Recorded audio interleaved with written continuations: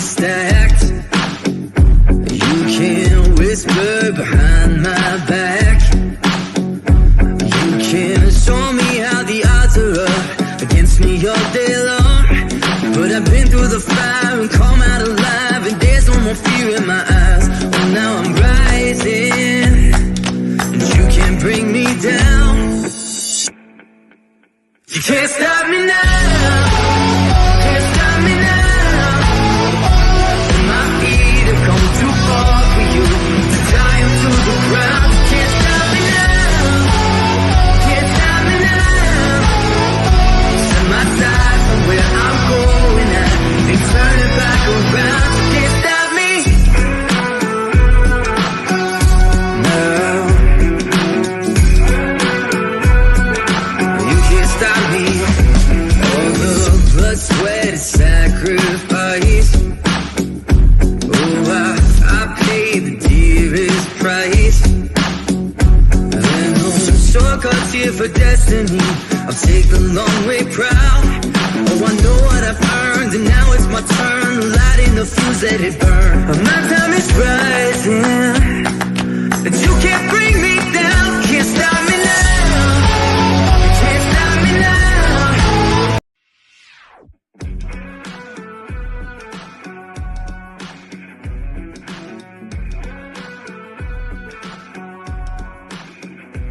You can't tell me the deck is stacked. You can whisper behind my back. You can show me how the odds are up against me all day long. But I've been through the fire and come out alive, and there's no more fear in my eyes. Oh, now I'm rising, and you can't bring me down.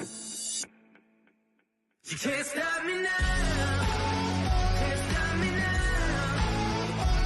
My feet have come too far for you to tie them to the ground. You can't stop me now. Can't stop me now. Set my sights on where I'm going at, and turn it back around. You can't stop me.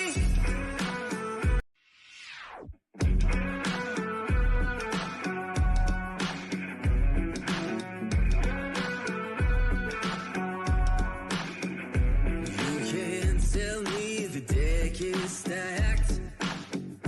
You can whisper. Well, good evening and welcome to the Psychic Coffee Shop. And yes, we're playing with our new toys. Oh my goodness. Stop playing. You know I'm going to play until I find everything I want. I know it, right? And then some. Oh my goodness.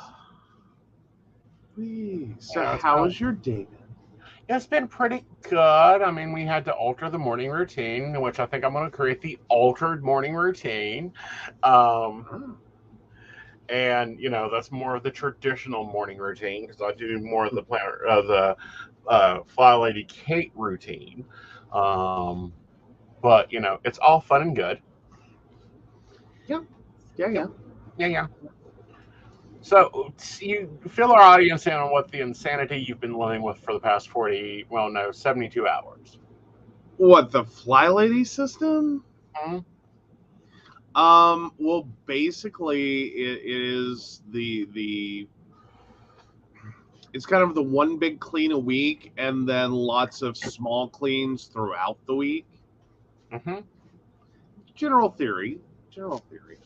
Yeah. But yeah, no, I'm cool with it. I'm not unfamiliar with the system. Right. But yeah, no. Yeah. This is the second attempt. Yeah. Well, you got a hold of like a bad version the first time. I got a hold of the original version. Ooh. Okay. Yeah, that is designed for stay-at-homes. Oh yeah. The stay-at-home mom version. Yeah. Hello, Facebook user. Hello, Facebook user. But no, I'm currently doing the paycheck version, and the paycheck Fly Lord is much easier.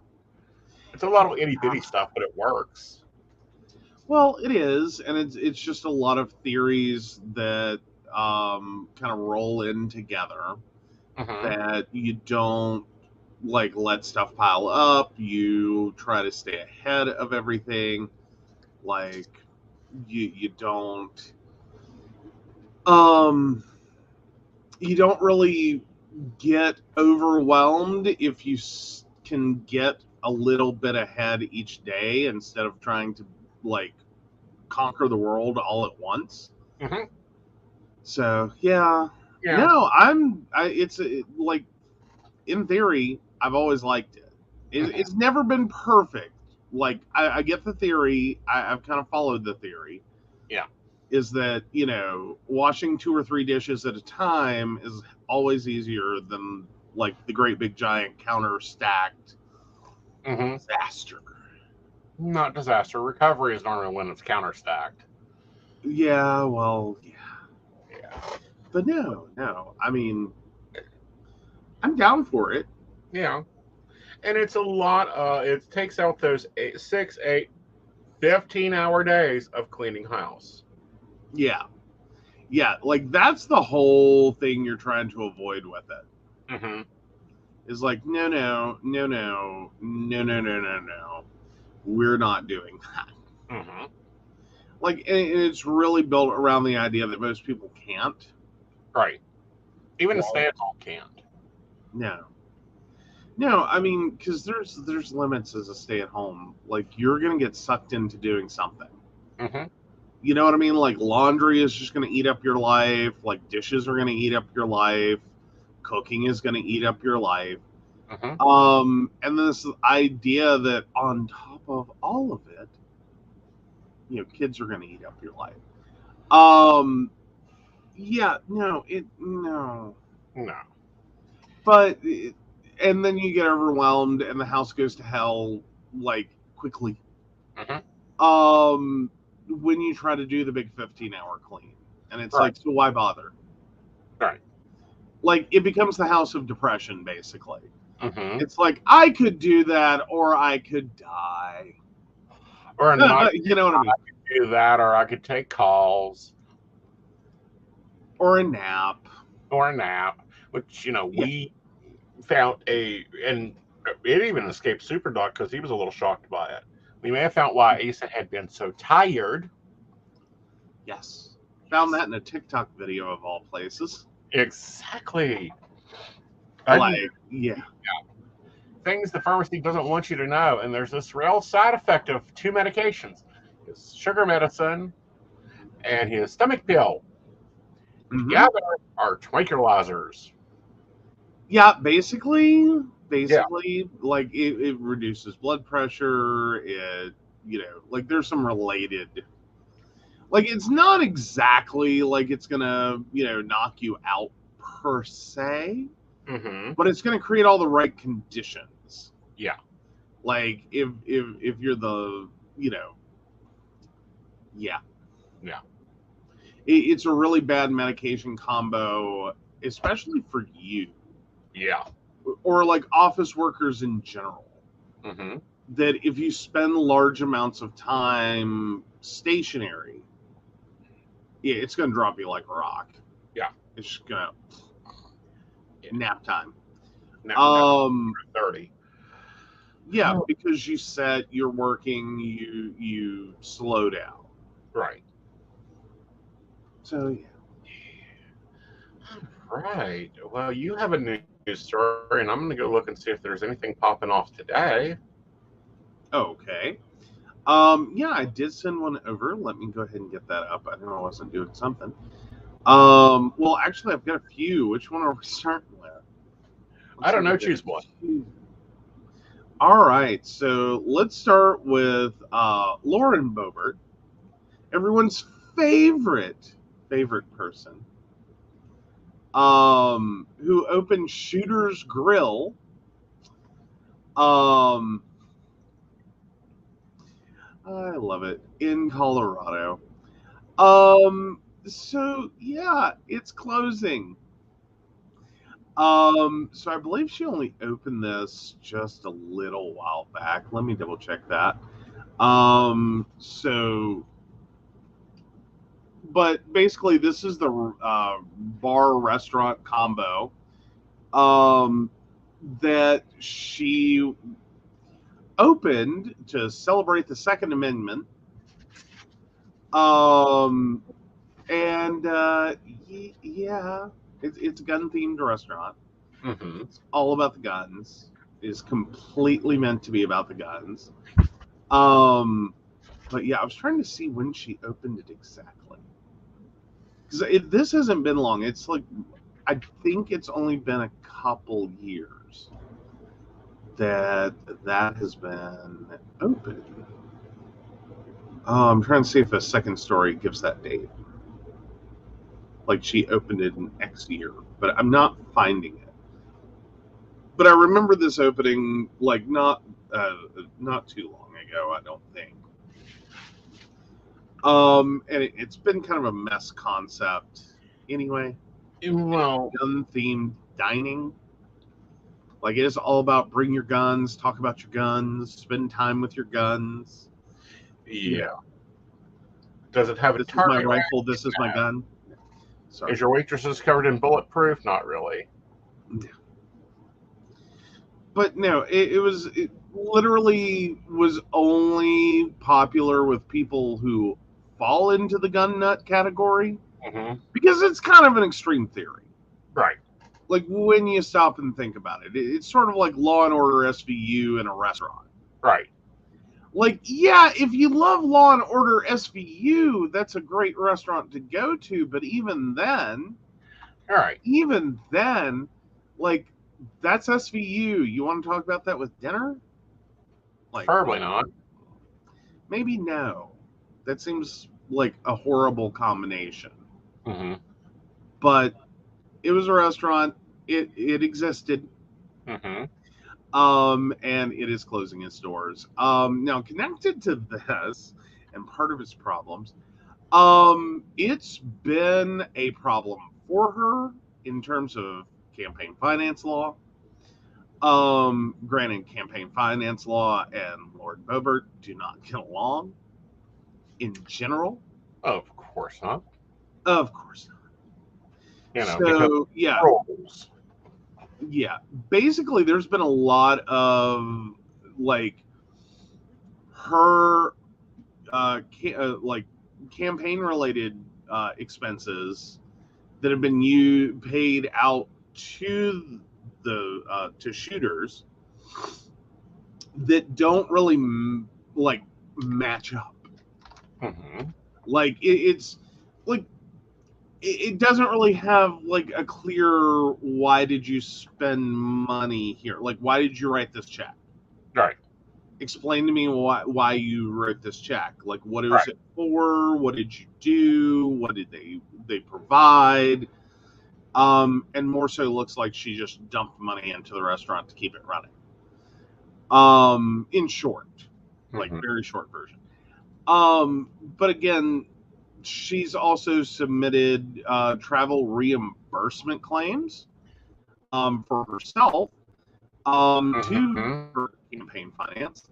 And yeah, what was the exact quote on that? Because I loved it. It was a bit over the top.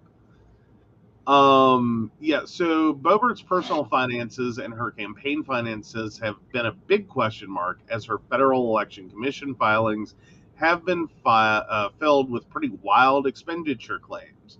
One such claim reported on last year was that she reimbursed herself on campaign travel costs to the tune of circumnavigating the Earth, which is actually a whole other article in and of itself. But the literal mileage that she paid or reimbursed herself was enough to go completely around the world. It's a lot of mileage, 24,901 miles. Yeah. Yeah. How did she go around the Earth? Like you were not running for. Oh no, sorry. This is about the. I'm sorry. Oh yeah, so the Earth is 24,900 miles around. Excuse me. she sought reimbursement for 38,712 miles. Mm-hmm. That's a lot of miles. Yeah. It's a lot of miles. It's a lot in general. That's a lot. Yeah. So yeah, basically she's been a fun one. When it comes to campaign finance already, but it looks like the restaurant wasn't all that successful, nor really all that popular. Mm-hmm. Like, I'm sure it was really popular for a few people, Right. but not enough people to make it profitable. Right. Like, unfortunately, conservatives, you are not owed a business. It's so sad to find that out, I'm sure. Because Ayn Rand lied to you. Mm-hmm. And so no, you don't get to prop up your pet project with your campaign finances. And so the restaurant is closing. Well, and I think that, any restaurant that has good food will stay open. So she apparently not only cannot be in government, but she can't cook either. Oh, well, that's just cute. But no, I mean, I don't think it matters at this point. Like, it could be the best food in the world, but there's a point in which you're like, nah. Like, but the guns. Mm-hmm. Like, guns, guns don't kill restaurants, people do. But I'm pretty sure the large quantity of guns while trying to eat True. isn't really all that as atmospherically charming as you'd think it was. Well, and I think that they're going to be very sad because, that means they're going to have to go back to tailgating instead of... I know. Yeah. Tailgates, bonfires, and probably high school football games are probably going to be where a lot of her restaurant patrons will now find themselves relegated to. Mm-hmm. It is very sad. Right. Think of the gun nuts. Right. Will someone think of the gun nuts? Well, my personal opinion of it is your gun doesn't belong in a restaurant unless you own the restaurant. Your gun belongs at home unless you're hunting your dinner or stopping the burglar. Yeah. So yeah, that is the lovely article I found. I laughed at the fact that she has lost her restaurant. Well, I don't laugh at any business closing, especially in this tough economy. But oh no, I didn't laugh at this one. No, I laugh at this one. Hi Brenda, hi Devin. How are you? Hey Brenda, hey Devin. But you're having a lovely day. All right, so just moving right along. It appears that finally somebody in South Carolina listened to one of our shows. Oh, cute. Yeah, because if you remember, I was going off about personal finance not being taught and required in schools. I know, right? Columbus, South Carolina. To graduate high school, students probably have to learn the phenomenological theory, memorize the 3 branches of government and their functions, and read a little Shakespeare.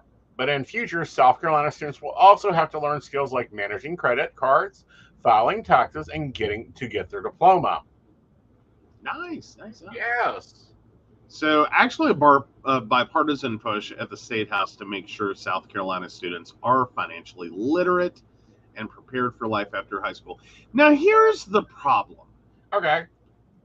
Is I really hope this is legitimate financial literacy and not like a,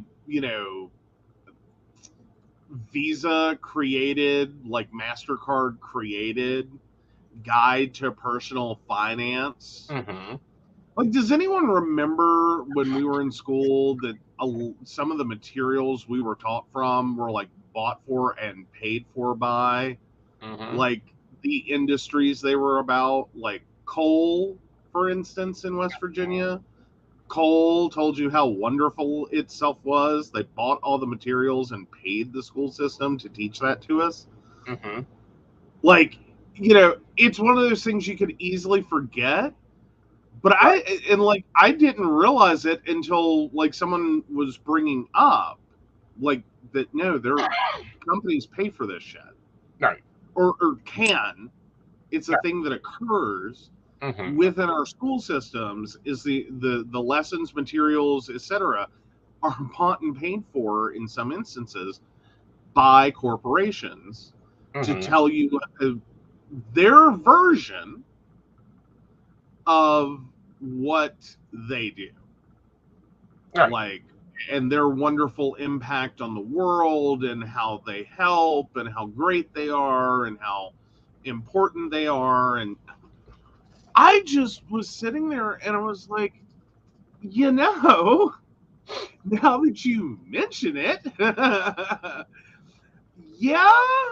Yeah. Like, I remember a couple of different things that we did that were a little more than a normal lesson. Like, it came with its own like coloring book or like a guide, and like I do remember that these were materials bought and paid for, or like that they had corporate logos on them. And like I never like I didn't think about it when I was a kid because I was a kid. And then it just didn't re-enter my consciousness until someone said it, and I was like, "Holy shit!" Well, what's interesting is, the classes that are laid out here are on real hard ones, lessons covered in budgeting, checking, savings, and more. They actually teach kids how to prepare taxes, and some that have already took what's called a pre-secular, meaning it's a class they're testing, actually filed their taxes for their parents. Nice. So soon, I wonder how many got audited. I wonder. The law was written on the state budget directive of the department, and I think that it's great that they're doing this because kids, example, I am scared of a mortgage. I've never done one. Oh no, I like mortgage. Like I could understand being scared of it. It is very frequently a predatory lending tool. We've been like, hi. I hate that like a lot of you that may be watching were born post 2000. Not that mortgages have always been your cuddly friend. But somewhere after 2000, they really started to go from not your cuddly friend, to like, no, this is some predatory shit. Like someone fed the gremlin after midnight. Like they went crazy and created like these like toxic. Well, literally, they were it's 2008 in a nutshell is toxic lending. In which you were lending more money than people could afford for houses that were out of their price range, that weren't worth what the house, what they were appraised at. And then you were setting up these really insane, complicated mortgages and allowing people with zero money down to effectively have two different mortgages running concurrently. One for 5 years, and then another for the traditional 30. Then we started getting into 45-year mortgages. I remember that hot moment. There was a thing that people, and it's 45 years on a mortgage. 30 is a long time, but at if you are 20 and you take out a 30-year mortgage, you're going to be 50 when that house is paid off. If you're 20 and you take out a 45-year mortgage, you're going to be 65 when that mortgage is paid off. Yeah. Well, yeah, depending upon if you snowball it or whatever. But the end point being, we weren't teaching within that, what that really meant in terms of money. And what this meant in terms of affordability. And then we piggybacked all of this on this old school traditional idea of employment, where you work 30, 40, 50 years straight out of high school, generally speaking, at the same company and retired with a pension, no less, and corporate benefits and blah, blah, blah. Yeah, that evaporated. Yeah. Like, I'm sorry, the new advice is if you're not changing career or changing jobs, if you're a W-2 earner, if you are not changing jobs every 3 to 5 years, you are stagnating. Right. And effectively, you're quickly becoming, in employment terms, unemployable. Right. Like, you obviously don't think you deserve more because the current corporate environment is such that we got rid of raises. Like, every fucking company you know of has been rocking the same damn line. Oh, hiring's frozen. Oh, raises are frozen. No, we're not hiring new people. Devin, you may on. want to hold your checkbook on that one. We're going to talk about this in a minute. But, in general, you don't stay every 3 to 5 years. I think we're going to be moving more towards you don't work for a company, you work for yourself. Damn, you're thinking about me a lot today. Sorry, you're popping in and out. Sorry, I said you must have been thinking about me a lot today. That's the third time I've had to readjust my necklace. Aw. Yeah. All right, so let's move on over since Devin brings up that she's hoping to find a house that the bank has repoed. Oh, yes. All right, so that is the next article, I think. U.S. housing market could be headed for a meltdown, economists warn. The housing market could be on the verge of a meltdown, and economists warns the following week's data showing a collapse in home building confidence in July. U.S. home builders' confidence plummeted from 12 points to 55 in July, according to the latest data. The National Association of Home Builders and Wells Fargo Housing Market Index released Monday. The statement has declined 7 straight months and is now at its lowest since May of 2020. With more trouble plunging ahead for homeowners, home builders have been in denial about the existence of a drop in demand.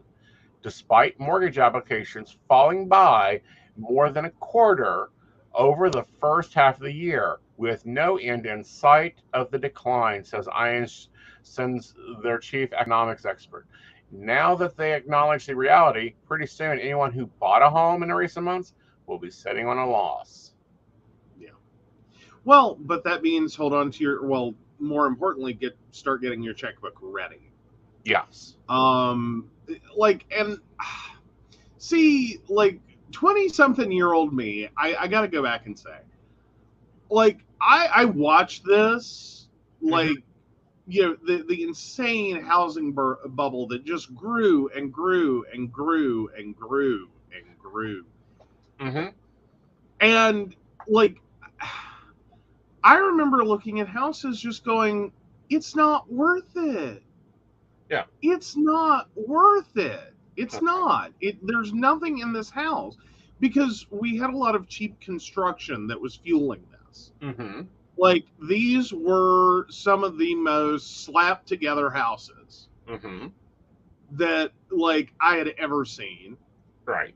They were just generic house number 103. How cheap can we go? Lowe's rejections. And we saw this in the apartment market too. Because I have said, what? Did the builder just look at the Lowe's paper and say, I'll take that in every apartment, please? Well, yeah, there's that. Well, but that's a contractor. Well, yeah, that's effectively, they sell contractor packs for a reason. It's because when you're putting up 25, 30, 100 homes a month, and you're buying the stuff in bulk, or more importantly, you're making the same purchase over and over and over again. You're buying outlet covers, you're buying outlets, you're buying outlet boxes, you're buying wiring, you're buying this, you're buying that. over and over and over. You get to a point that legitimately, Mm-hmm. it's like, hey, instead of buying this for one house at a time, Mm-hmm. why don't I buy these materials Right. in bulk? Right. And, instead of buying just enough lumber to frame up this house, Mm-hmm. let me buy enough lumber Uh-huh. or pre-order enough that's going to be delivered in chunks Uh-huh. to build a bunch of houses Right. and buy it at a discount. Mm-hmm. But then it becomes a thing of, like, everyone has a fucking ceiling tit. Mm-hmm. There's nothing else to call it. If you're watching the show and you find that objectionable, go stare at your living room ceiling. Right. Go stare at your kitchen ceiling. Go stare at your hallway ceiling. Right. Somewhere in your house is a ceiling tit. Mm-hmm. And it But looks like your ceiling has a boob. right. But what I'm saying is, the housing market for a while now, not just since the last recession, but for a while now, has been insane. Here's a key Mhm. example. I paid $17,000 for this 3-bedroom house. Mhm. The last time I looked, we were waging at $100,000 open market. Yeah. Well, and that's depending. Yeah. Because here's the thing with estimates is theoretically, yes, the house could sell for that or more. Right now, at this moment, Mm-hmm. if it were on the market, Mm-hmm. it could sell for that. It could. Right. Legitimate.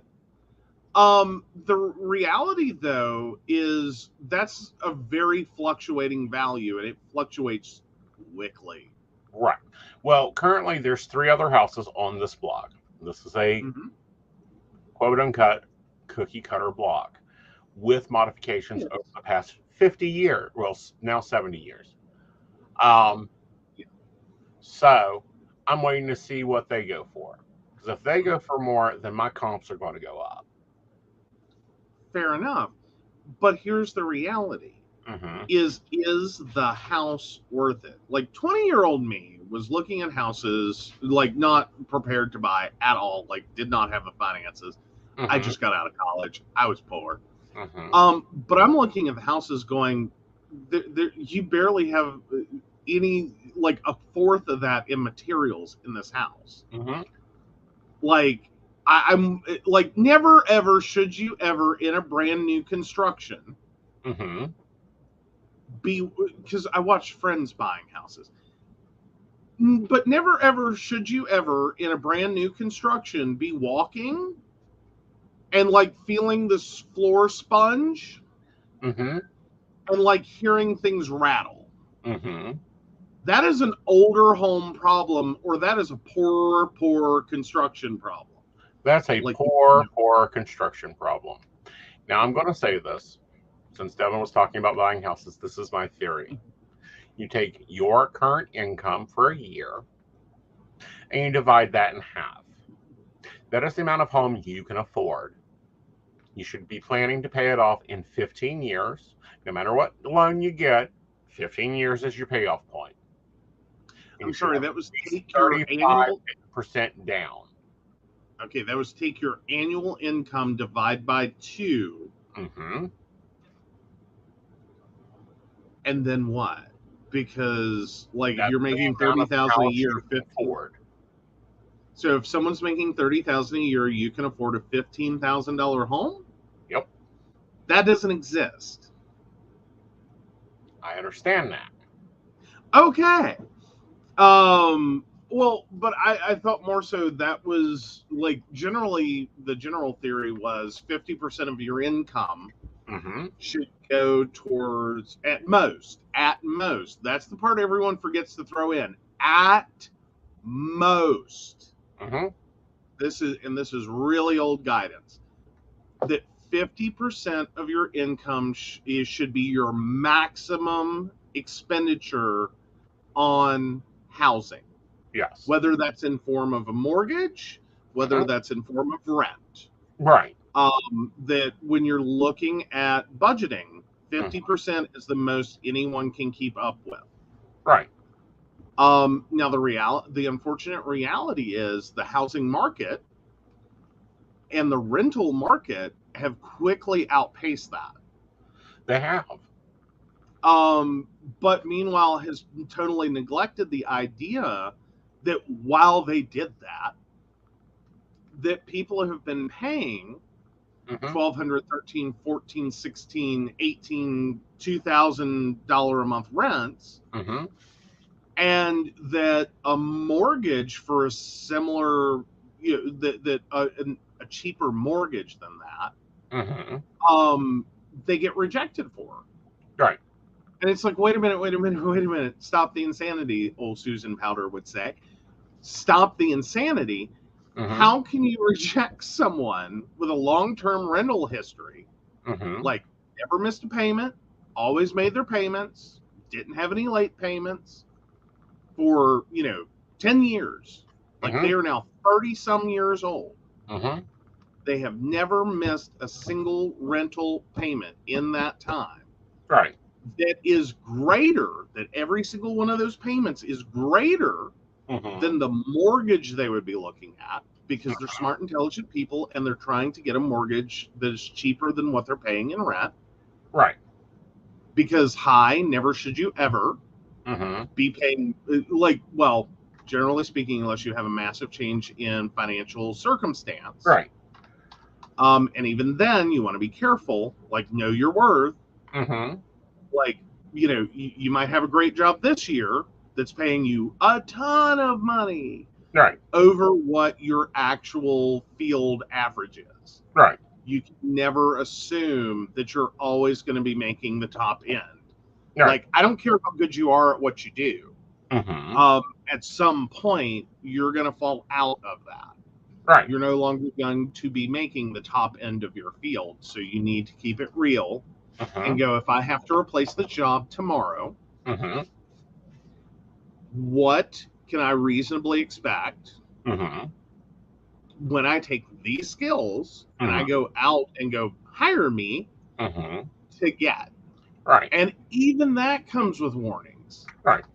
You got to be careful. All of that's great, well, fine, and good, unless you're in the next economic downturn when you have to go find that job. And then, sort of like I did, found out that no, people with 20-year experience were taking, entry-level IT jobs at $30,000 a year. Right. And it's like, are you flipping kidding me? It's like, then this one recruiter's talking to me. He's like, no. He said they're literally just trying to hold on to their homes. Right. Like, that's it. They have worked for 20 years in the same field as you. And right now, they just want enough money to keep their homes from being foreclosed upon and their vehicles from being repossessed for as long as they can. Like, they're trying to hold out. Right. And people don't like my advice. They don't. But it comes from a place of experience in dealing with people and watching them. Oh, I think building a tiny home is amazing. It is on my to-do list. But here's how I'm going to do it. And people don't like this either. Okay. I'm going to have a savings account that has every bit of it. The land, the sheds, the wiring, the permits, all of that put into it. And then I'll go do that.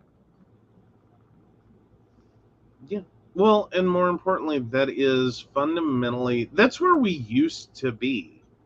Yeah. Like, fundamentally, yes, we used more, like, it's the screwed up thing about mortgages and like the last 20, 30, like literally the last generation of mortgages, probably about halfway through the previous generation of mortgages. And I'm saying that in 30-year spans.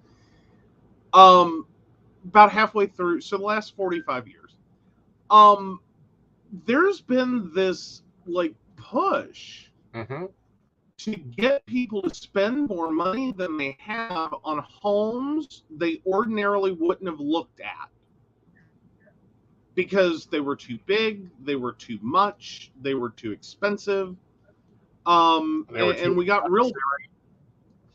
Do what now? They were too unnecessary. Yeah. Well, because we've effectively, since the 1950s, almost tripled. I believe it was the last numbers I saw, was we had almost tripled the idea of square footage that we think we need and what is on the market. Like, you Right. look at homes pre-1950, they're about 1,000 square feet. Mm-hmm. That's roughly where they're at. 1,000 square feet, 1,200 square feet. Mm-hmm. It is very hard to find new construction, generally speaking, Mm-hmm. under 3,000 square feet. Right. And then they turn into not affordable housing. Right. Like, 3,000 square feet is a lot of home. Yeah. It's a crap ton of home. Right. That is a whole lot of space. Right. It's ridiculous. These are McMansions. And they're insane. Well, Okay. yeah, and a lot of them are built in such ways that, like, think about it in the summer, think about it in the winter. Like, where is this house? Exactly. How much is this going to cost to heat and cool? Right. How often are you going to use that room? It's like our house. People get really confused with our house. They think it's We huge. have no unused rooms. Yes, we do. What? Well, currently one room that is unused by humans, however, is being very occupied by Puppy. Oh, we just haven't had time to be in that room recently. True. But no, I know what you're saying. I thought about it the other day, and I'm like, I spent a fair amount of money for that television. Yeah, and the dog watches it. Yeah, and the dog watches it. Yeah. The dog has the best. Our pets have the best audiovisual entertainment system. Mm-hmm. That you could, like, it's better than what we have in other rooms. Yeah. And they watch it more than we do. I have really debated this issue. And I don't know if you're going to like this debate or not. Uh-huh. I've debated on moving you in there. Oh, what, my office? Or yeah, you in your office into that room, putting a door on it, and that way you have that whole room, and we have a living room, dining room connection that the house was originally planned for. Yeah, I'm starting to go backwards on the idea, and I could get there really quick. Yeah. Like that, okay, this sounded like a better idea in the beginning. Well, because we had a couple of different ideas, but right. Like, we've rearranged the house, like, once mentally, once physically. Mm-hmm. Yeah. Yeah. I could almost get there, but then I have the heating and cooling question, because that's also one of the, like, it stays a little warmer in the summer, it stays a little colder in the winter, because heating and cooling wise, that room's, it's the dead center of the house. Yeah. During the winter, I think you'll be fine. No, I won't be back. Right. It's the summer that things will kind of get, they're comfortable. Yeah, as long as we don't hit extremes. Right. Like, it's comfortable as long as we don't hit extremes. Right. All right, guys. We're going to be back. We got to go take a puppy break. All right.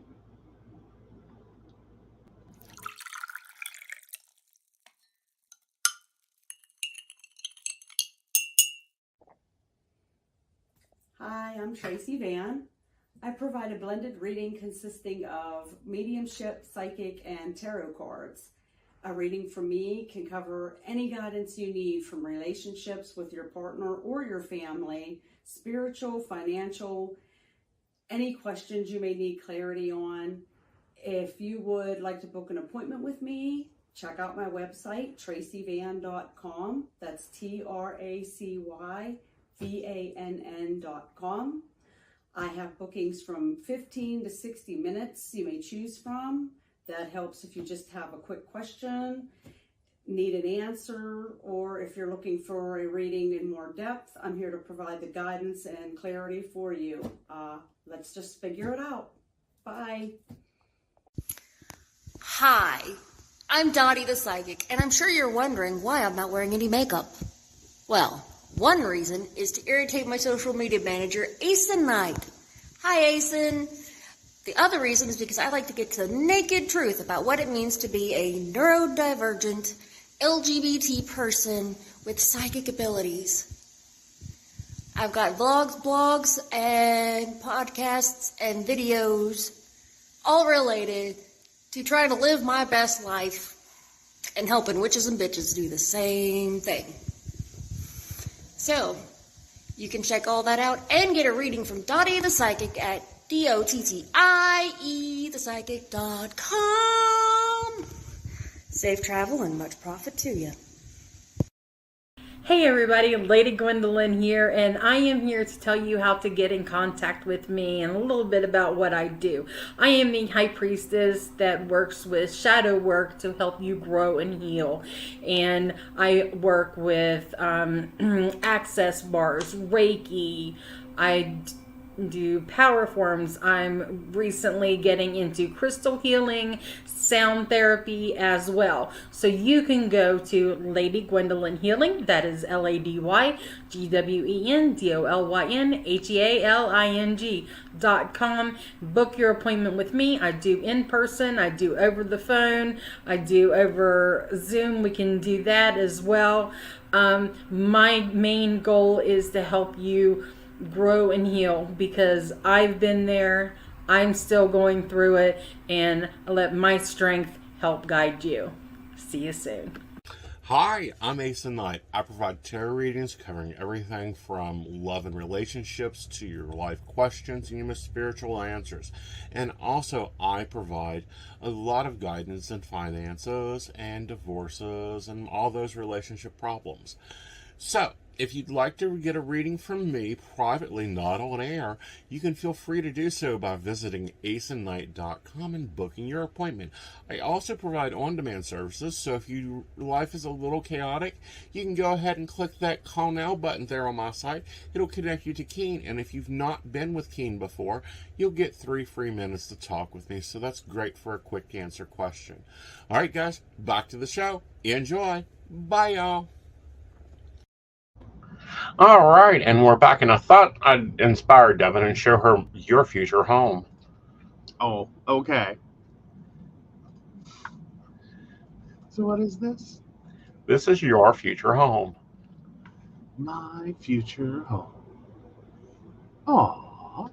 The 2 bedrooms here that's got the screen porch on the other side, those become the offices, and then this is the main house. Oh, nice. Nice. Very nice.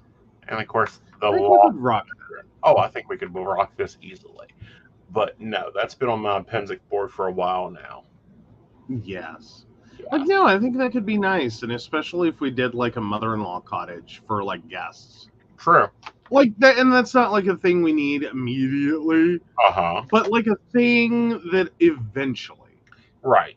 Like we have the mother-in-law cottage, come visit. Like you don't even have to be in the same house as us. You can just come visit. Like, you know, it's got a kitchenette. It's like literally a tiny house. Right. Like that was the whole like mother-in-law cottage concept, was like it's a tiny house. Like you're not meant to like. It's not intended for the great big giant enormous like meal prep. Like it's a mother-in-law cottage. Come on up to the main house for dinner. No, Natalie, I haven't. Oh no, he has not gotten a haircut. This is the amazing wonderfulness of Aeson here. And It's Sarah, insane. yes, but I need a birthday, and I will give you a general reading. Ooh, he doesn't do those often. No, I don't. You do not. So yeah, no, like Natalie, I've done nothing to this hair. Oh no, she's in curly chaos. See what? here's the thing though, is it probably looks awesome, Mm-hmm. but like curly hair people never like it. Right. I mean, like, are you full poodle perm yet? Like, does it like, have you frizzed up to like it is a poodle perm? If you have, go get you some salt water, spritz it, you'll be fine. Yeah. Yeah. We'll spot this. Yeah. All right. Oh, and Sarah has a specific question as well. So Sarah, July 9th, 1997. General reading first, and then specific question, will I get to move this week? All right, so we'll take them both in one. We are using the Black Tarot. Ooh, the Black Tarot. Dun, dun, dun. That is one of our favorite decks. Like that. I will say that is definitely one that like we have pretty much fallen in love with because it is just so gorgeous. It is. All right. So first up, we have the Ace of Swords. This is you starting a new adventure, a new path, wanting to take on new things. I feel that, with the Five of Cups here, yeah, you're moving, but I don't think it's next week. I think it is within, I would say within 2 weeks. The Queen of Cups shows you stepping away from your emotions. You need to allow those emotions to go, because we also have balance with that. The Six of Cups, it reminds you to keep things simple. If you haven't touched in 6 months, don't be moving it with you. And of course, we have the Four of Spears, which means your money needs to be watched after. Generally, they want you to work on the following 3 things. Work on your confidence with the Chariot popping up here. Then we have the Nine of Spears popping up, which means you need to be working on your savings because you ain't keeping up with that. And the Five of Wands here says you take on too much and do not balance it out right. Natalie, you know my rules. Spit that birth date out. Yep. And no, like the hair is looking good. The hair is looking good. Like there. Please come on. There are women that spend forever with like there are straight hair women that spend forever with a curling iron to get there. Mm-hmm. You just need Natalie, some your taming. hair is looking great. You just need to turn around. Yeah, just a little taming. Just a little taming. You got some flyaways going on. Yeah. Like she's got some root level like Right. frizziness. Right. But that's a little maintenance. That's a little maintenance. So yeah, then Devin looks like is up next. Devin, yes, Devin, and then we got Nat finally. Yes. Yes. All right. So Devin 31678. I just wonder if my hunch is right about my spell still working. It got dug up. It got dug up, did it? Well, when someone digs up a spell and fucks with it, i.e. throws it, moves it, whatever, takes it apart, all it does is spread that, spreading of vinegar. If you ever notice and you're dealing with vinegar like pickling or whatever, and it gets on your hands, and then you touch your counter, then you touch your stove, then you touch your sink, that smell just goes all the way around. That also is what's occurred. All right. So I hope that spell you done was a good one. If it wasn't, well, there might be some problems. Ooh, interesting. So first up out of the gate, we have the Star card. Somebody's looking for guidance. What's the moon saying? Then we have the Two of Cups here. A partnership is being born. With that partnership creates money and a focus on you.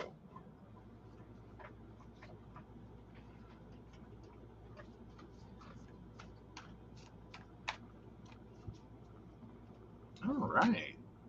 And then up next is Natalie for 2184. Any changes in work coming up? Will I be able to, quote, move indoors?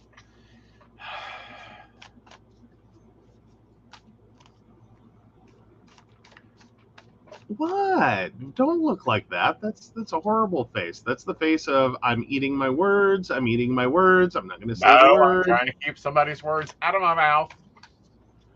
Okay. Ooh, Devin points out it was a mirror box. Like someone got put in a mirror box, it got dug up. Well, someone might be going into the mirror box also. Ah.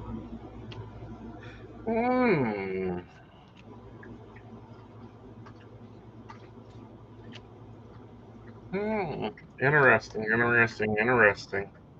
First up out of the gate, we have the Four Swords: plotting, planning, understanding where situations are.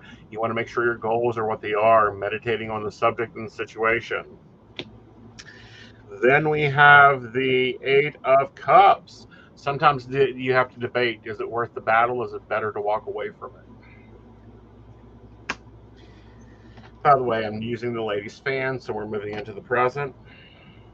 First up is the Fool. It's a time for new beginnings, new placements, new starts. Married with the Three of Swords, which is that heartbreak or that coming together. With it being placed with the Fool, I would suggest that it is a coming together.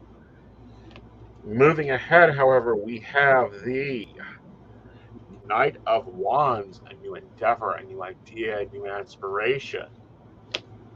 Blended with the Magician. The Magician means you create your own reality. You know what you want from the Four of Swords. You need to follow through with it. And the advice card here is the Hierophant. Rise above traditional thinking. Use the spiritual knowledge you have to manifest you want it. All right. So Natalie points out the Three of Swords always gets her, and that usually gets the Magician. And then she says, "God damn it, Hierophant." Yep. Yes. Yeah. So hey, Ashley, how you doing? All right. So ready for Ashley's question? No, there's a follow-up question. So there's a follow-up one. Okay. I missed the follow-up question. Laugh out loud, so just fucking do it and don't worry. More like fucking do it and hand trash bags out. Oh, fun. So, yeah. All right. Now you ready? Yes. All right. Ashley, 82696. What big numbers do you see for me? I'm hoping it's 82 and 86. Also, any other advice my spirit guides are giving? And then she points out it's been hectic and she has missed us. Yeah, I'm We've looking missed you too. What you looking for? My dice. Oh no.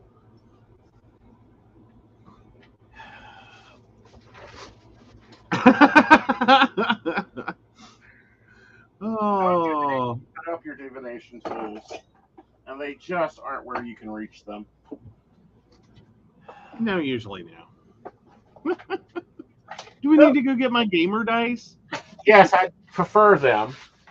Oh, okay. Well, let me send the invisible assistant on that quest. Yeah, because the only thing I was able to do is grab my runes, and she ain't gonna like those numbers.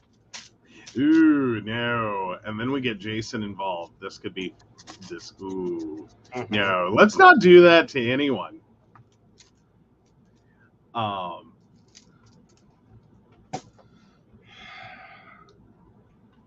So they go into different categories than what you're asking. Yeah. Yep. So we're going to take Devin and we'll come back to her. All right. So yeah, Devin 31678. Did my neighbor dig it up, the one that mows, out of curiosity? Yes, I would say he did.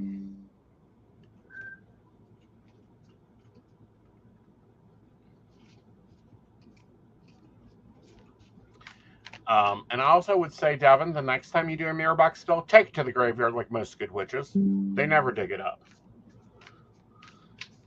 Speaking of witches, I about lost it today. Here I am taking my 5-minute break to go play on social media because I'm only allowing myself 5 minutes to get on social media, and then I'm the hell out of there. And there's this lovely meme. Witchy tip. Leave a pair of open scissors underneath your bed in the form of a cross to cut the spiritual attacks for you during the night. Meanwhile, I just want to know what you cut out of our kitchen sink. Because that's how I found our scissors when I got home earlier today, was in the sink. Uh-huh. Spread eagle. Thank you. I'm like, so what was that about? Oh, that was me working on some clutter. Oh, okay. So you're decluttering with that. So you can declutter with open scissors in a sink. Okay, cool. That's fine. Yeah. Joe, what was the number one rule we had when we first started dating? I told you there were some following rules you must abide by. Okay. Oh, no. You broke it last Christmas and we had a fucking argument and I about had to hit you. What? What did I do? What do you think you did? I don't know. That's why I'm asking. It has to do with the subject at hand. About rules. And scissors. And scissors. Oh. Yeah. I forget what that was, though. It's something about, I think, where I stored them. No, you had them in the bed. Oh, yeah. Well, Yeah. I have to wrap presents somewhere in this damn house. No, you don't. You can be like me and wrap them in the car like most normal humans. But anyhow. Oh, no. No. You do not get to run there and then run away. No. People deserve to see how your car-wrapped presents turn out. Uh-huh. Like, y'all. Bless his little heart. He is the only human being that I have ever seen that could wrap a tiny square box and make it look like a football. Uh-huh. I'm just saying. Yeah, well, I had the great big scissors, and yes, I left them on the bed. I don't care what size scissors are. They do not belong in your bed if you're in a happy relationship, you idiots. Yeah, well, you know. You got gifts. Hip. I get that. I'm going an hour and a half a day. See, Ashley's like, that's me at the end of the roll. Oh, Shannon just hates wrapping them, so she goes for bags or decorative boxes. Mm-hmm. I'm still saying he'll turn it into a football. Yes. You can get a spiral on it. Yep. Mm-hmm. Just saying. It's the same way. Scissors do not go in a bedroom. They do not go underneath your bed if you have a happy marriage. There should be nothing underneath your bed. Point blank. We kind of freaked out when we were replacing the mattress on Joe's bed. Actually, I like 45. So 45, Ashley. 64. All right. So, unfortunately, not 82 or 86. Brenda, it absolutely does. Like, I thought at one point, like, I was getting a refrigerator because one of those packages was just so big. Uh-huh. But then after you, like, tore down, it was much smaller. Uh-huh. So what has been the best package you've gotten from me? The best one so far? Okay, I think birthday this year. I'm sorry, I have to go with it. You got me. It's so cute. He got me because I make the joke all the time that I have short arms, so I'm a T-Rex. And he got me a T-Rex bag for my gift, as in that's what the gift was in. Like that's been the best wrapping. Like that wasn't the question. Well, but the best gift? Uh-huh. Yeah, I still got to go with the iPad that was in the T-Rex bag. Really? Are you sure it was in the T-Rex bag? Do I know? Are you sure it was in the T-Rex bag? Yeah. thought that was the one in the T-Rex bag. No. Okay, fine. It was the iPad with the T-Rex bag in the, observatory.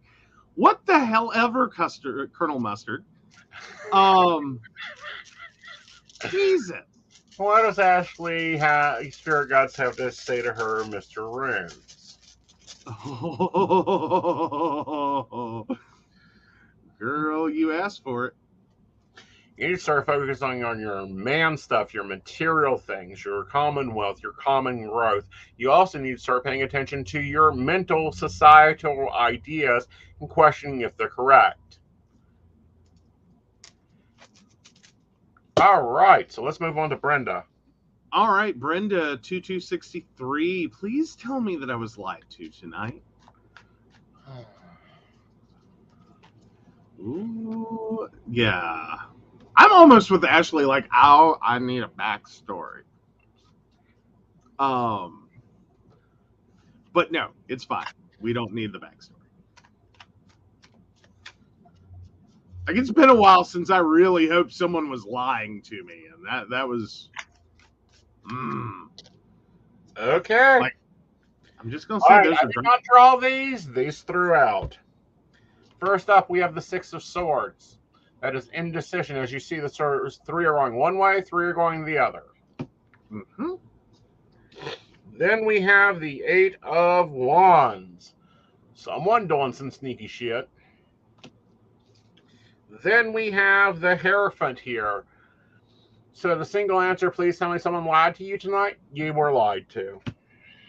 Oh, Not only that, but they only told you half-truths, even if it was a close truth. Okay. Yep. All right. So yeah, Ashley has a question again as well. Mm-hmm. So Ashley 2696, is the job I'm considering coming to me, or will I spearhead the project I suggested to my supervisor today?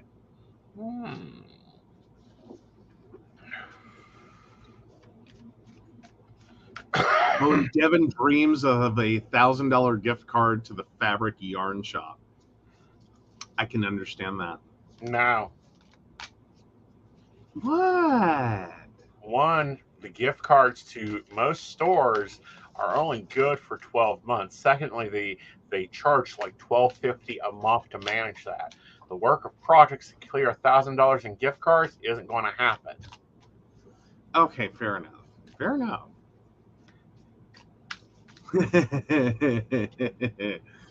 Oh, yeah. No, Nope, you're going to be spearheading this project, honey. Prepare the planner,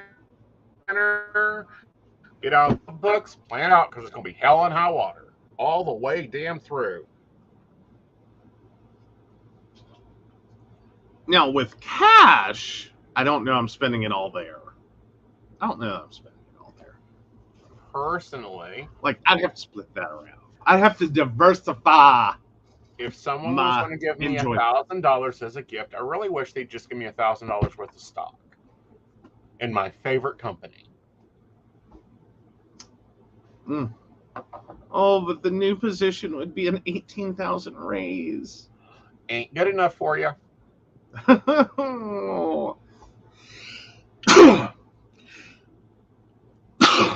Excuse me.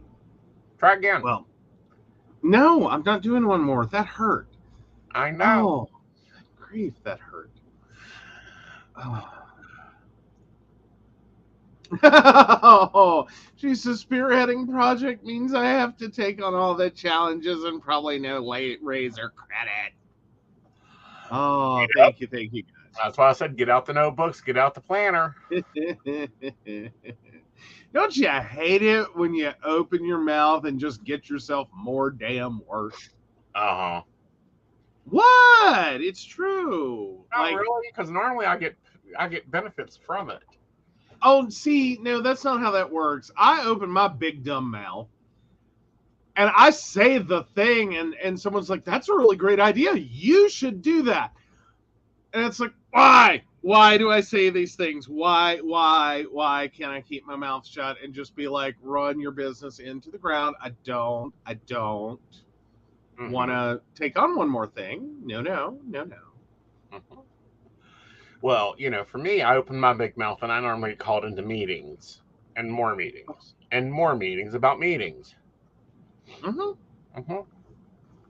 But those are beneficial and good, and it's not exactly that it creates more work. Like, I know some of the situation you're specifically at the moment could be talking about, and but that, I mean, yes, it creates more things. Like, it cascades into okay, making that comment turned into a wait, what the hell do you mean? That's occurring. Which then turns into another meeting in which it's okay, explain it to me like I'm 5, because that's not supposed to happen. Then that turns into another meeting. And I'm okay with that. I can get there with that. I can do some testing. I can throw some things out there. I'm cool with that. I mean, when it's I open my big dumb mouth and then I have to spend the next 6 months building something for someone. And it's why? As in, well, yeah, but I walk myself into massive projects where it's oh no, why? Because all right, so let's move into, are you an asshole? Well, am I the asshole? 1 second, let me get over to that. Am I the asshole for leaving a bad review on a small store? So my boyfriend and I have a tradition for our anniversary that we each go to a store and separate, and after we buy each other gifts, we exchange the car. It's silly and cute. We walked into this new mom and pop anime store. I'm a huge anime nerd, and my boyfriend likes video games, which they also sell. We separate and I go look at stuff for my boyfriend. A worker walks up to me and starts chatting, then points at my leg. I have a pretty big tattoo of Kakashi from Naruto on my thigh, among other anime tattoos. He asked if I got that for my boyfriend, and I said no.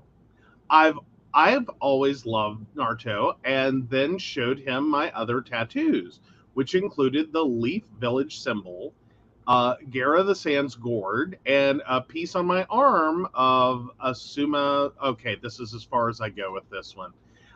In terms of getting it right, I'm a poser. I'll just tell you now. I know just enough to pronounce most of these, but this last one I got nothing. So anyway, he started quizzing me on the lore of the anime, and I told him I wouldn't have spent $1,000 on tattoos of an anime I didn't know about, and I didn't appreciate him trying to catch me in a gotcha moment. He told me he didn't believe a girl could ever fully understand the real story of Naruto and the depth behind it. I told him I didn't need his services and he can go back to the front desk.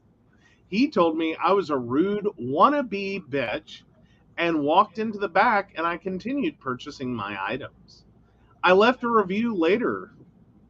Too long didn't read. If you're feminine presenting, enter with caution. One of the employees will call you a bitch when you don't want to prove your nerd cred to him. The owner left a comment on my review asking for an email conversation, and asked that I take down my review because people have started complaining about his employee as well, and his sales revenue has dropped. I told him I wouldn't, and maybe he shouldn't hire misogynists if he doesn't want bad reviews. My friends tell me I'm overreacting. No, you're not. No, you're not. You're not the asshole. You're so not the asshole. Score. That's how you deal with that. That's how you deal with that. Yeah. Exactly. I live on reviews. I deal with reviews all the time. Matter of fact, if you like this show, leave a review for it. If you like my readings, leave a review for them. Be factual and clearly, but please take time to leave reviews. He's an Well, asshole. Yeah, well, because like I'm sitting here and I'm going, all but the tattoos, unless something has changed for my sister. All but the tattoos. Mm-hmm. Like, you're lucky that's all you got, because my sister would have kicked your ass. Mm-hmm. Like, she would have destroyed you. Right. Like that, like, because this could be my sister, all but the tattoos. Because I'm like, I don't think she's spent $1,000 on tattoos within the last few years. Mm-hmm. Like, the panini was bad for all of us, but I don't think it sent her running for tattoos. That would be visible. That would be visible. Is what I'm saying. Like, if my sister has tattoos, I know nothing about it. Right. I'm just going, so if they're visible, where someone in a store would see them, like a leg tattoo, yeah, that's not my sister. That's like the, ooh, okay, not a family drama moment. But otherwise, I'm like, that could be her, and she would destroy you. Mm-hmm. Well, this is bad. The non-gaming nerd can destroy you. Oh, you game enough. I game enough, but again, I'm not super into all the MAGA, but I understand it enough to outlive. All right, so can anyone help me on this one? Because I finally got to stop and reprocess it. Am I saying this right? Asuma Saratobi. Call the invisible assistant. No, we're not calling the invisible assistant. Paging Dr. Bombay. Yeah, reviews are written for a reason. All right, Shannon gives me like, yes, you got it. I don't know. I got to that one and my brain just did I don't know. My brain just like hit the letter combination, went nope. Mm-hmm. Not happening right now. So no, I wouldn't take down the review. And Brenda loves Dr. Bombay. Yes. Which I really, one of these days, I am going to create the command for paging Dr. Bombay on my devices. Oh, no. Oh. Good grief. All right, on to relationship advice. My colleague ate my personal lunch. My colleague ate my ham and cheese sandwich today that was in the shared work fridge. I know it was them because they only ate half the sandwich and put the rest in the bin because they didn't like it. My other colleague watched them eat it, and put it in the bin. I am now here without lunch and have to wait until I get home for dinner. This is the second time this has happened this year, that my lunch went missing or was eaten by somebody else. I'm not sure what to do. This is what you do. Oh no, this is going to involve Ozzy, isn't it? No. They're not a bad customer that deserves drinks. Fair enough. You are going to go to the store and buy you some fancy feast pate. Oh.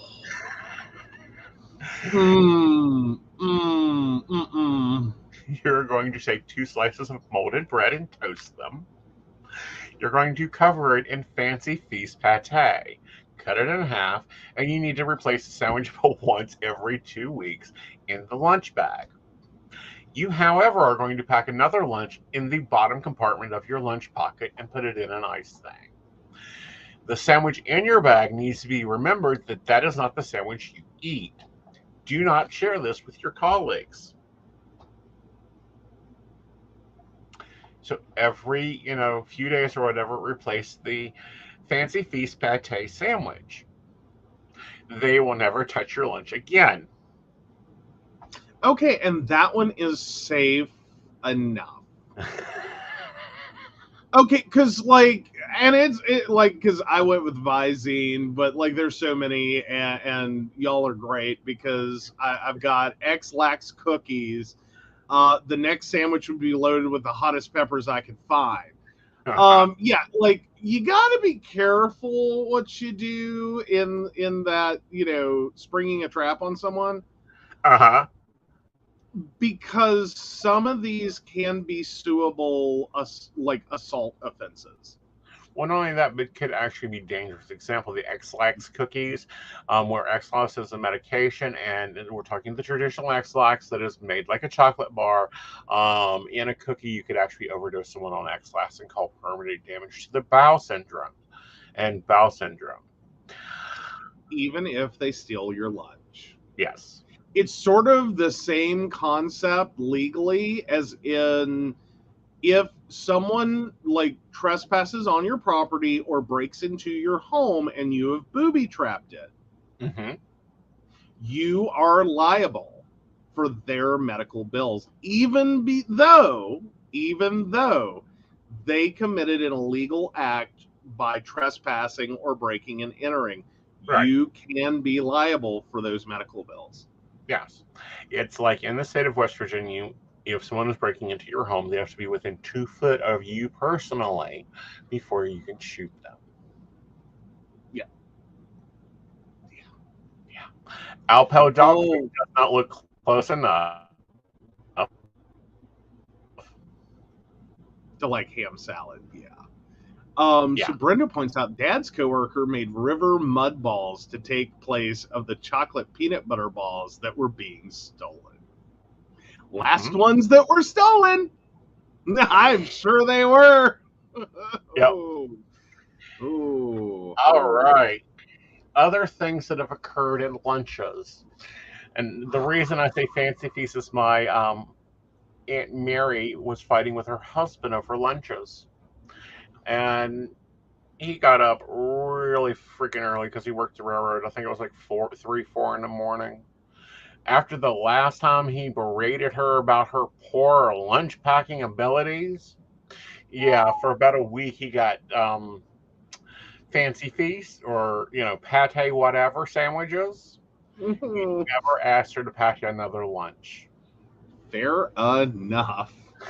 Like, I'm sorry. I find if someone packs your lunch, you are grateful. Even if you go throw that out on the side of the road.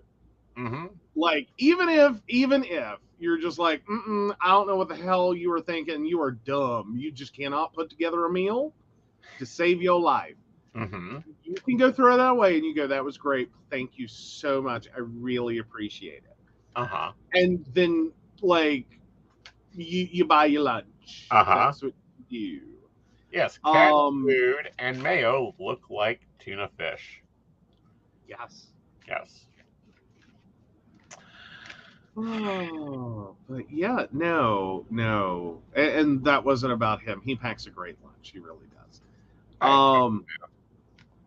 You do great.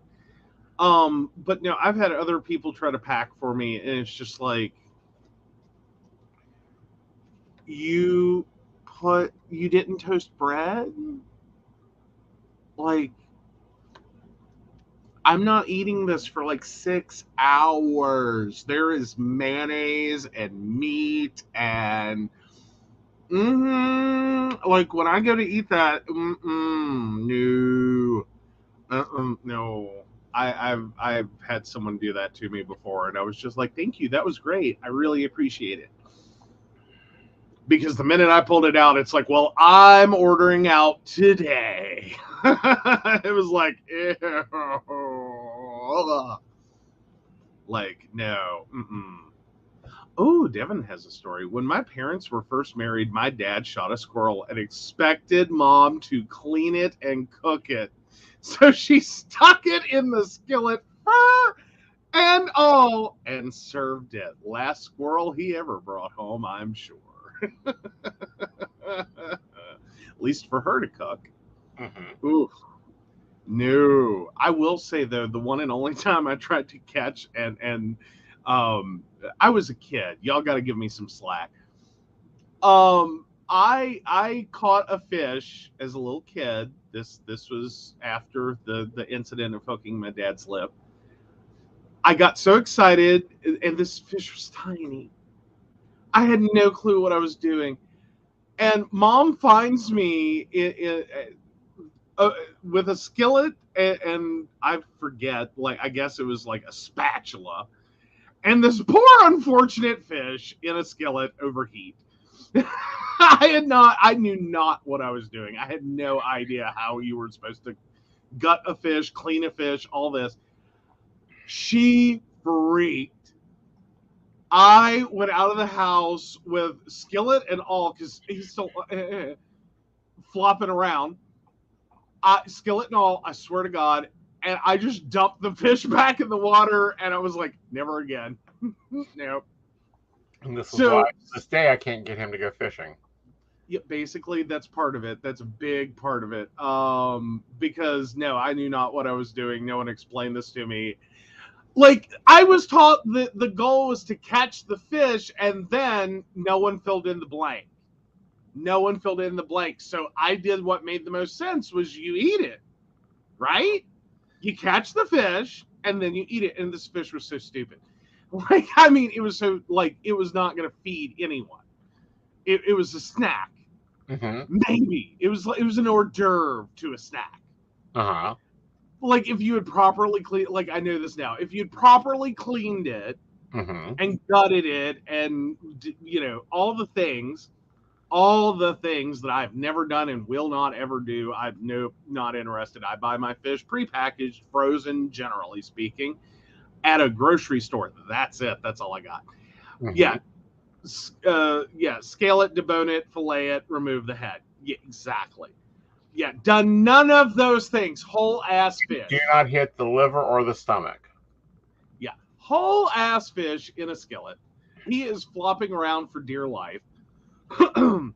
Because he was. And yeah, so he got dumped back into the lake because I didn't know what else to do, and Mom was just could not form words. Like, she just could not even with what I was doing. Like, she was somewhere between horrified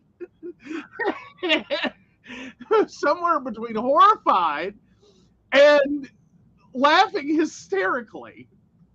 Like, it was a 1-2 combo that I've never seen Mom do, and it scared the hell out of me because she could not form actual words and sentences. Uh-huh. So I panicked, and that's all I could come up with. And I swear to this day, because it worked with my little kid head, the fish is okay. He was okay. He was still flopping around, so he's okay. So I'm sure 30 years on, that fish is out there swimming in that little tiny pond. Because I felt so bad afterwards. Oh, yeah, can you imagine the stories that fish told his buddies? Oh, hell yes. Yes. This dumb kid. This dumb human took me up there and put me a damn skillet. I don't know what the hell they're doing. I know what they're doing out on those beaches. They're hopping around on skillets trying to tan themselves. Look at my golden tan. Yeah, really. All right, petty wives. Petty wives, get your pen and paper ready for this one. Oh, no. Oh, no. Take it away, Vanna. Okay, where am I at? Brenda. All right. Effective for husbands. My aunt coated my uncle's underwear with Bengay. Let it dry. Body heat and moisture kicked in on his drive to the mines. Ran like hell to the bathhouses. I'm sure he did. Mm-hmm. The problem is water only makes it worse. Yeah. By the way, the drying time for Bengay is 12 hours, and that is with no heat in the dryer. Ooh. All right, so Shannon says, I had a coworker who kept stealing my healthy steamers. So I took a squirter and put Hot One's last dab. Oh, God, I've heard of this just today. I literally did. I just heard of this stuff today. But anyway, I took a squirter and put Hot One's last dab in it without noticeably breaking the seal, and they stopped sealing my lunches after that. I make my lunches for me, not you. I like spicy food, and since I'm married to a Mexican, no one questioned that argument. Mm-hmm. Fair enough. Fair enough. She let it dry overnight. So yes, 12 hours, people. Yes. Oh. No, someone didn't go to summer camp. That's what I heard. Oh, somebody went to summer camp. They bypassed the dry time at summer camp. Well, yeah, they do, but you should know that feeling. Mm-hmm. Like, you should, if you are a man, or potentially even a man, woman, they, them, whatever you are, if you have been to a summer overnight sleepaway camp, you should know what it is like to wake up and have that feeling of being gay somewhere, anywhere on your body, because it is unique and distinctive, and it should kick in immediately what the hell it is. And no, you should have also learned at summer camp, water does not help. Yeah, but you're not understanding what occurred. Okay. All right. She took the underwear that she laid out for, or was going to lay out for her husband for the next day of work. Yes. She Coated coated it it in in Bengay and allowed Get the dry. Bengay to dry. This I am quite sure he thought was extra starch. Or extra fabric softener or something. It was a little bulkier than normal. Exactly. No, I got that part, and then started, like as you do, Mm-hmm. You're a little damp after your shower, you get a little sweaty, the two mix together, and all of a sudden is now liquid again. Am I wrong? Likely a nighttime showerer. Hey, fair enough. Even then, you start getting a little humid. Mm-hmm. Bippity boppity boo. Uh-huh. But I'm saying you should know what that feeling is. Like, that is a unique sensation.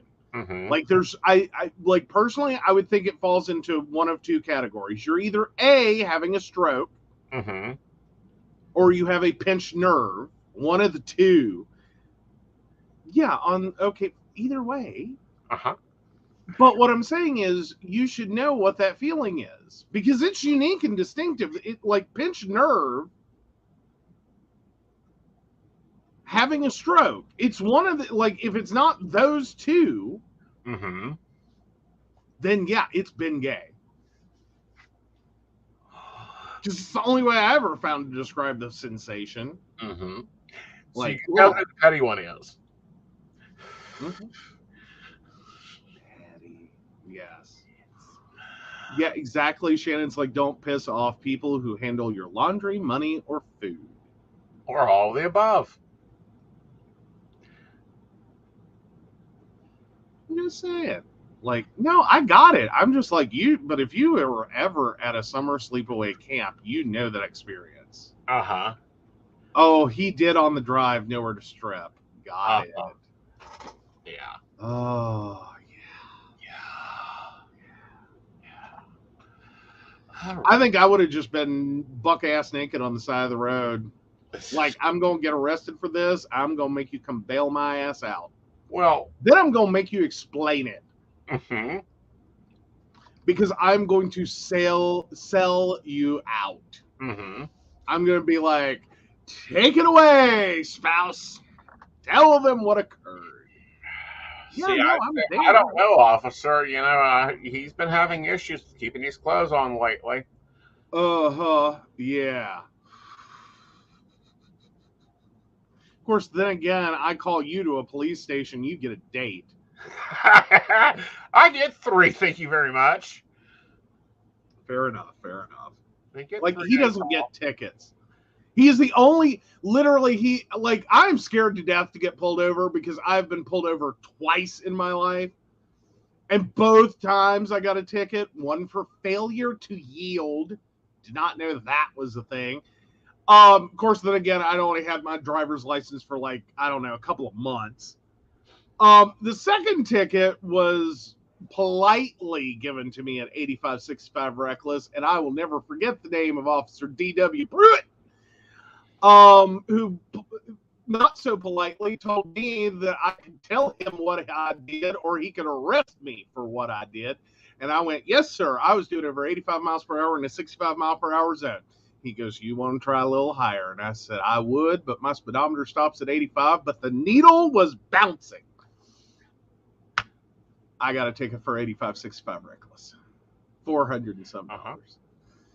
But no, that's my officer experience. Both times, got a ticket. There was no. He tells me things like when we first got together. He was on the phone with me, and he's like, "Oh, I'm getting pulled over," and I'm like, "Oh God." I'm like, call me back if you can. Like, let me know where they take you. Is it an undisclosed location? Is where my brain starts going like, oh, this is bad. This is bad. This is bad. He calls me back and goes, and I'm like, oh, okay, all right. Are you on your way to jail? Did you get a ticket? Like, how bad is the ticket? Like, And he's like, no, that was so-and-so. I hadn't run into him in forever. He just wanted my number and told me to make sure to change the light bulb in my tail light. What? Oh. The last ticket I received that was a real ticket was doing 43 and a 55. Yeah, he loves to point that out. The last ticket he got. Okay, and now you have to tell the rest of the story. I'm going to make you tell the rest of the story. Why? Oh, why did you get a ticket for 43 and a 55 on an off ramp? On ramp. I was driving a Grand Mercury, and apparently this rookie officer, first day on the job, decided to pull me over. Anyone that knows what a Grand Mercury is knows that it is a lead sled on a fast way to hell. It don't get up and move unless it feels like it.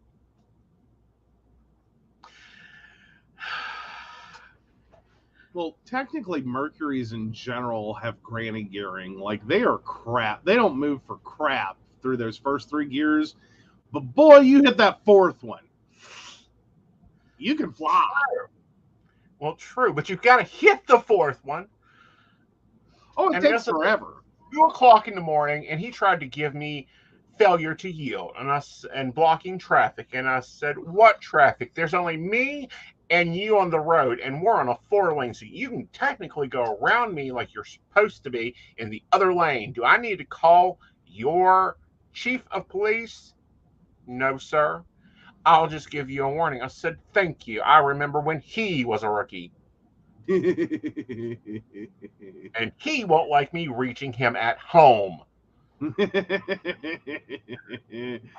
Oh, no. See, no, I never get cops that aren't serious. I have always gotten the most serious police officers ever. I never do. Now, granted, I'm a former cop's husband. I missed my plate that I used to have on the back of my car with its emblem. Fair enough. But no, yeah. Yeah, Brenda's like, got a friend. He just ends up being given the cop's number and ends up with a date and warning. Yeah, he doesn't even get a paper trail. Like, I'm just sitting here like, his luck. I tell y'all what, his luck. Now, I don't know these officers here. I'm sure they're good. They seem to have a lot of time at Sheets. I'm just saying. Warden, if you are watching, you might want to go to Sheets about 2:30 in the morning. Get you a cup of coffee.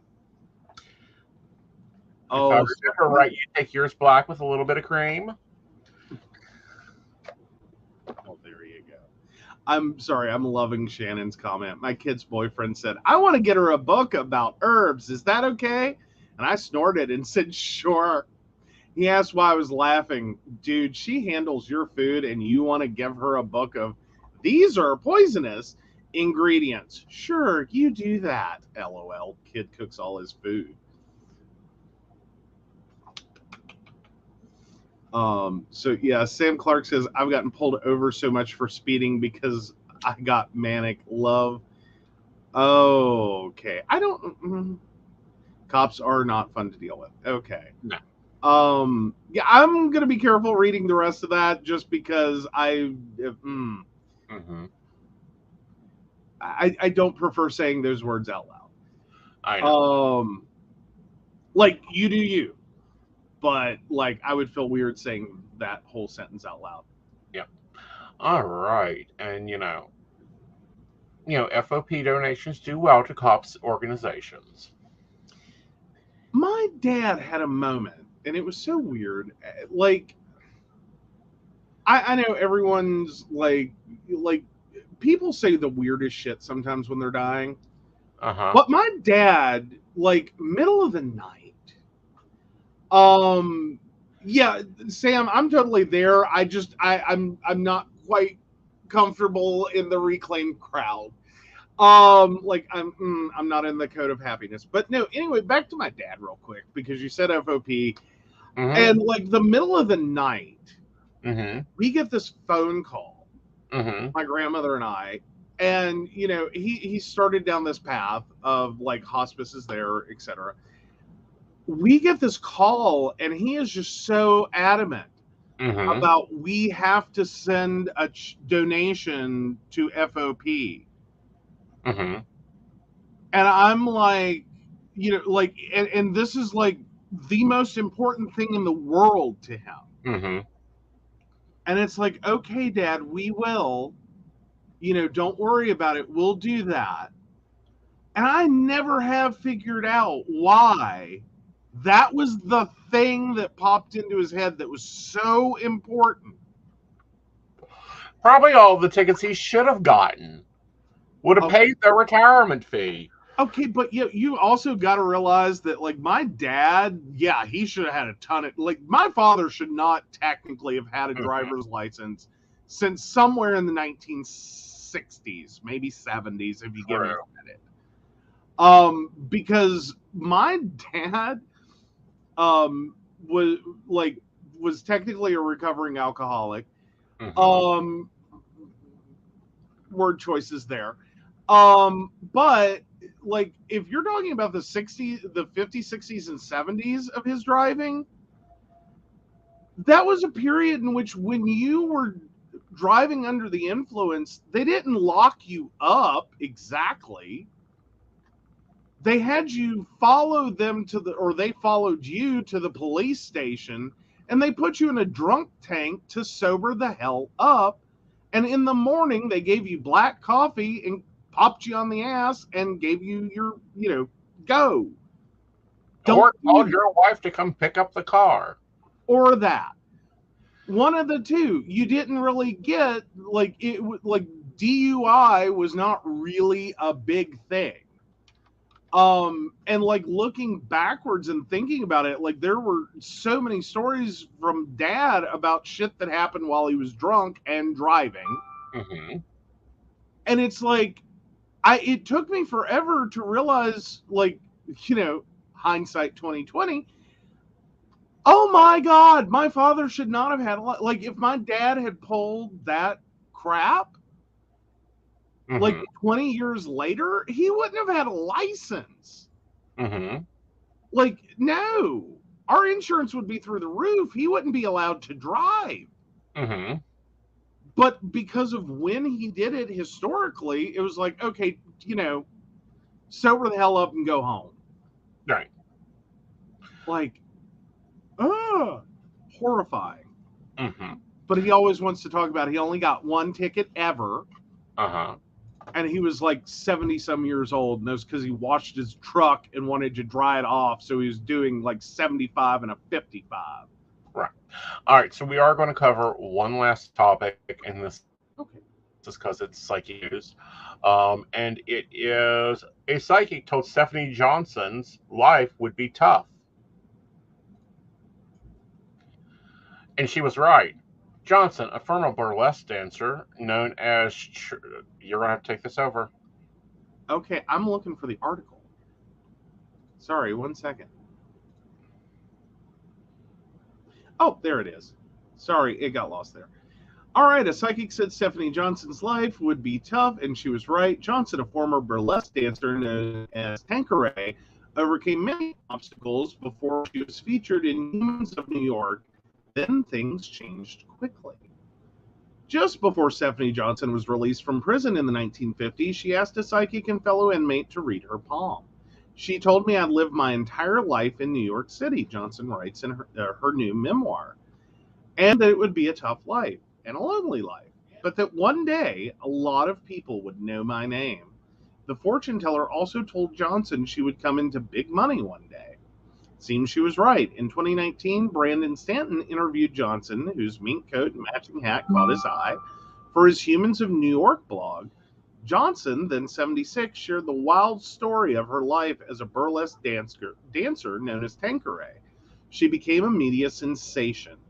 A year later, when Johnson needed medical attention, Stanton posted 33 chapters of Johnson's life story on Instagram to solicit help. More than 3 million people read the saga and donated over $2 million. But the story Stanton told was only part of Johnson's incredible journey. In Tanqueray, a bawdy but deeply touching memoir, Johnson bears it all. So, yeah.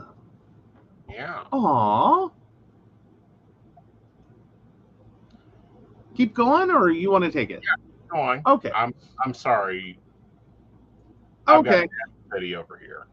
Okay, so she recounts with Stanton's help growing up in black in a white neighborhood in Albany at the hands of a cruel but very stylish mother who worked for the governor's office. After becoming pregnant as a teenager, Johnson left home but returned briefly one night to retrieve some of her clothes. Her mother caught her and had her arrested for robbery. The judge gave me a choice. Either I could give the baby up for adoption and go back to live with my mother, or I could do 1 to 3 in Bedford Hills prison. I agreed to give the baby up, but I wasn't going back to my mother's, so I told the judge to send me to prison, she writes. Johnson made the best of her time behind bars. Artistic from a young age, she crafted marriage certificates for the lesbian inmates and choreographed a dance for Family Day. On her release, Johnson moved to New York just as the palmist predicted, landing a job as a seamstress in Greenwich Village, but spending free time up in Harlem, where she experienced racism firsthand. She would go to house parties with friends where a guy would stand outside to collect the money in a brown paper bag. It was $10 to get in, and if you were darker than the bag, you weren't allowed inside. In her Salvation Army room, Johnson would lie awake all night and listen to the city's sounds. That's how New York sounds late at night. It sounds like you're going to lose your place in line, and if you don't get out of bed, the thing that was supposed to happen to you is going to happen to someone else. After fencing stolen fur coats for a while, Johnson landed a role-playing gig in a hotel.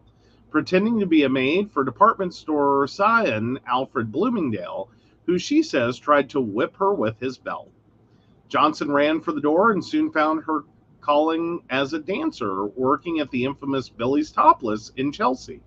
Her stage name came from a single father, a Tanqueray drinker named Oscar, who would come and see her regularly, giving her a box of candy every Christmas with silver dollars glued to the top.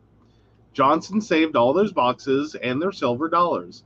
He never hit on me or anything. He'd just give me advice and stuff, and I always listened. Johnson explains, because the way I saw it, if you're raising 3 kids on your own and you're getting through it, I'll listen to how you're getting through it. Johnson tells of her Italian mobster boyfriend who would be her one true love, driving her to Cape Cod in his convertible where she would watch the sunrise for the first time in her life. He would later fall victim to heroin addiction, and Johnson recounts how the romance fell apart. Throughout her career, Johnson designed costumes for herself and her fellow dancers, an incredible cast of characters, including one woman who played the harmonica with her private parts, and another who served hot dogs to audience members in much the same way. After coming up with her own stage gimmick, which you'll have to read the book to learn about, Tanqueray would become one of the most famous strippers in New York, so high profile that she landed a column in the adult magazine High Society. Her fictionalized exploits led to jobs with the NYPD, she says, one time as the featured performer at a party celebrating a break in the Son of Sam case, where she says the lead detective dressed in drag. The fire department hired her for their bachelor parties, but would often have to stop the show to run out on a call. As Johnston aged, the work fell off naturally, so she turned to doing makeup for cross-dressers, among other jobs. I hope when I get to heaven, God shows me a movie of my life, but just the funny parts, because then we'd both start crying. This is amazing. Some of the things that have occurred. If you get a chance to get this book, and it is out, read it. It definitely sounds worth the read. It is a wild story. And it starts out with the palmistry. All right, so we do have a final question from Terry Tree, and then we're going to hit the road for the night, guys. All right, Terry T, December 12th, 1990. How's the energy of my upcoming boards exam looking? One's on the 17th of September, one's on the 1st of October. Any advice from spirits? Let's see what Spirit has to say, shall we?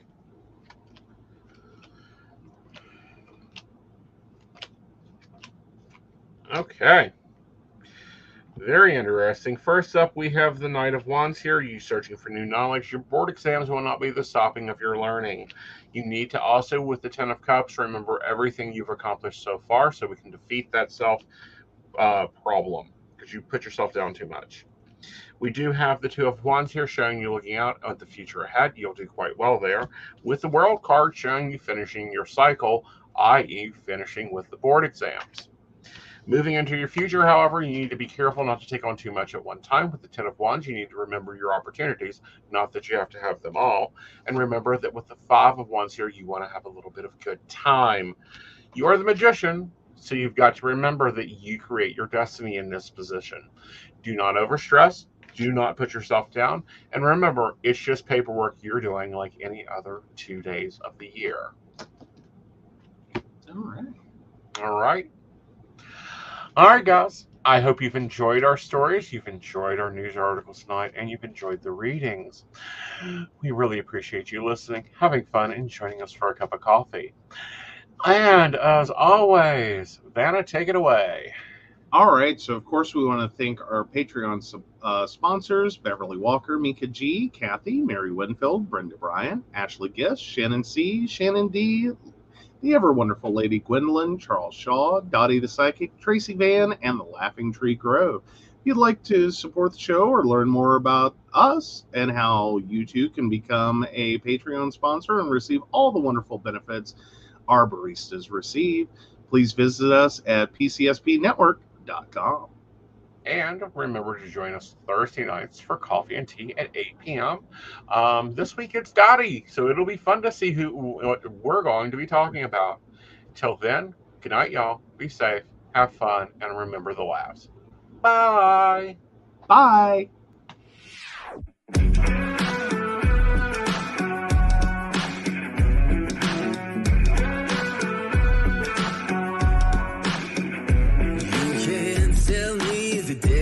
Stacked. You can whisper behind my back. You can show me how the odds are up against me all day long. But I've been through the fire.